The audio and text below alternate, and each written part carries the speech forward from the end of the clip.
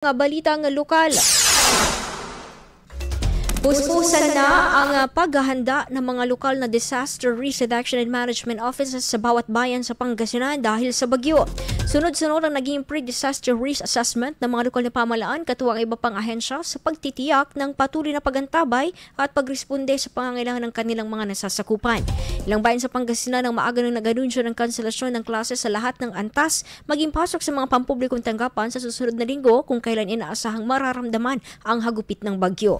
Layunin ng pagpupulong na masusing suriin ang mga posibleng hazard, tukoyin ang mga lugar na maituturing na high risk at makapaglatag ng mga kaukulang hakbang.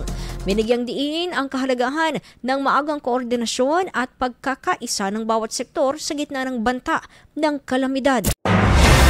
IFM News. IFM News.